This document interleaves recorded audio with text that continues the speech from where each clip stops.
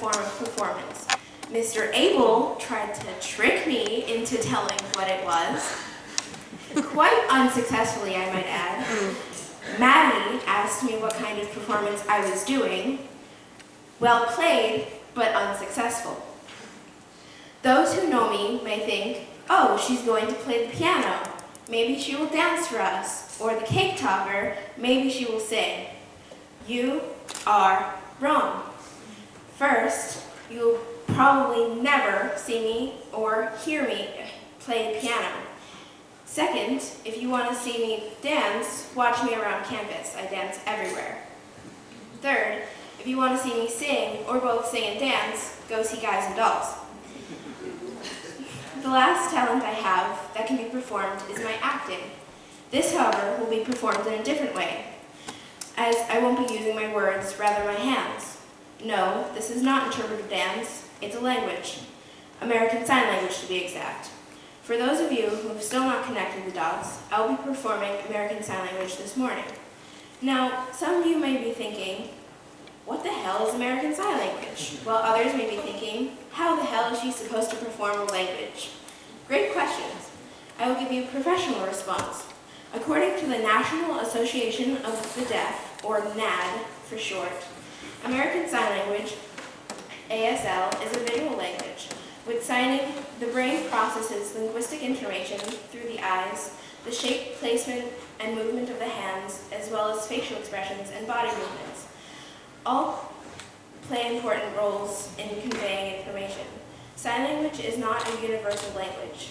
Each country has its own sign language. Regions have dialects, much like many languages spoken all over the world. Like any spoken language, ASL is a language with its own unique rules of grammar and syntax. Like all languages, ASL is a living language that grows and changes over time. The most important thing NAD stated is American Sign Language is a visual language that is well conveyed through facial expressions, body movements, and body movements. That sentence alone fascinates me. Under the CHCH multiple intelligences, I'm a visual spatial learner. So for me, American Sign Language comes easily, compared to other languages such as Spanish and French. Also, there is a huge acting element. I get to make my actions as big as I want and as crazy and as funny as I want, which I take pride and joy in. I think the concept of being able to communicate with just your sounds is an amazing and beautiful idea. The only problem I had no idea how to start working on this project. So the first idea I had was to see if there was an app for that. There is. Shocker. So, courtesy of ASL Dictionary and $8 later, I was ready to start my journey through the poem. I noticed that almost every word could be signed. I was so excited to know that there was lots of new things for me to learn. Then I met with my sign language tutor, Krista, who told me that I don't need to sign every word. I didn't know if I was disappointed or relieved. When she read the poem, she was shocked at how vibrant the story was and really excited to go over each part with me. Krista and I met a total of 8 times. By the second lesson, she was shocked with how fast I picked up the language. She gave me confidence to really go for it, open up, and have fun.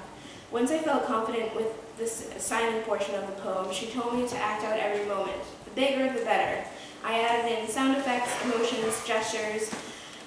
Come 6th lesson, I hit it right on the nose. I hammed up each and every character to the point where I was cracking myself up, and Krista and I got slightly off track. Learning this language is an experience I will never forget and definitely plan on continuing with in the future. Now that I rambled on about what sign language is, what I love about it, and how it's performed, the last aspect is what I'll actually be performing. When Mrs. B and I were trying to figure out what I should perform, we came up with the idea that I should write my own story. I did, but several pages later, let's just say that went south fast. So I decided on my childhood favorite poem, True Story by Shel Silverstein. The main character in the story never catches a break and continuously finds himself in dire situation after dire situation. So not only is there a comedic aspect to it, but lots of energy, emotion, facial expressions, and gestures are used to convey the story. To help me with my performance, the lovely Mrs. B will now read the poem as I sign it.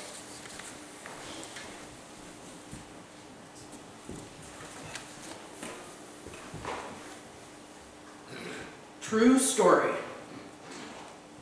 This morning, I jumped on my horse and went out for a ride.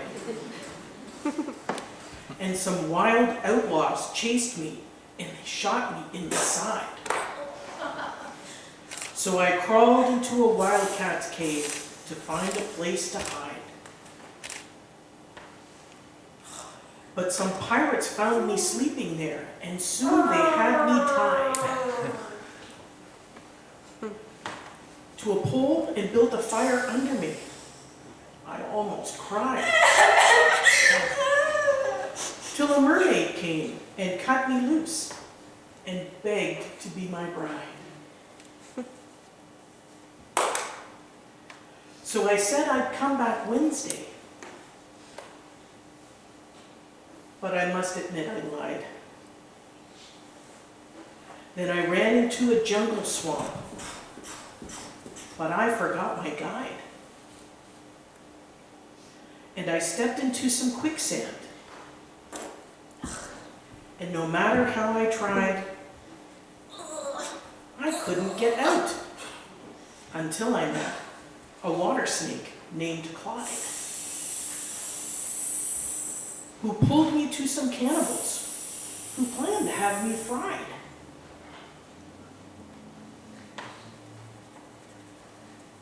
But an eagle came and swooped me up, and through the air we fly. But he dropped me in a boiling lake 1,000 miles wide. And you'll never guess what I did then.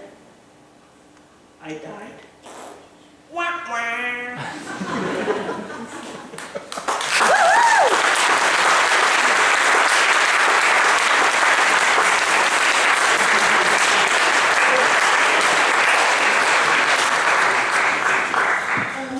I have a few people I'd like to thank.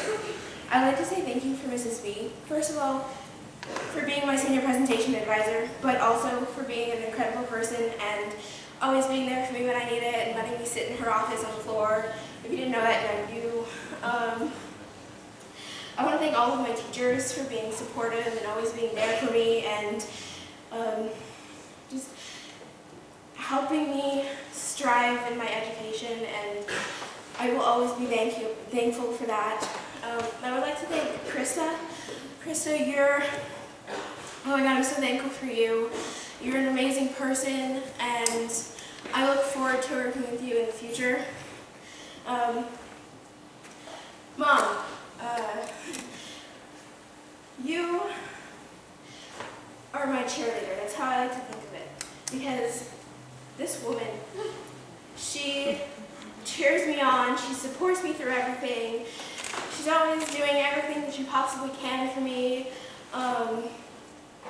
You know, I'm sorry if I give you trouble sometimes, but I love you, and I don't know what I'd do without you. And Dad, you are my best friend in the whole world. I really don't know what I'd do without you.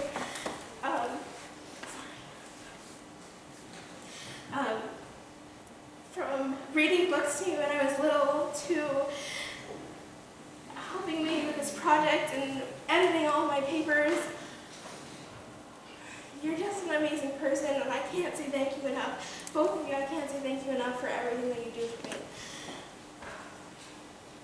Now my friends, I want to thank all of my friends for just being awesome and super supportive of me. I would like to acknowledge my friend Kate, who can't be here because she's at college.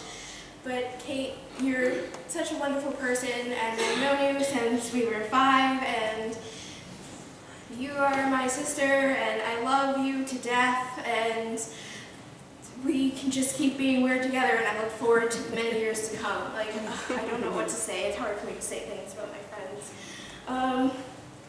Juliet, yes, I'm singling you out. You have been there for me since volleyball tryouts. I was the one who went up to you and said, hey, we're the only 2 freshmen on the team. And you're like, yeah. And then you hit me in the head with the ball a few times, accidentally, of course. But our bond is so important to me, and I thank you for being there every step of the way in my life, and I love you. I just want to say thank you to everyone who helped me grow and watched me grow and contributed to me being here, and yeah, that's about it. Thank you.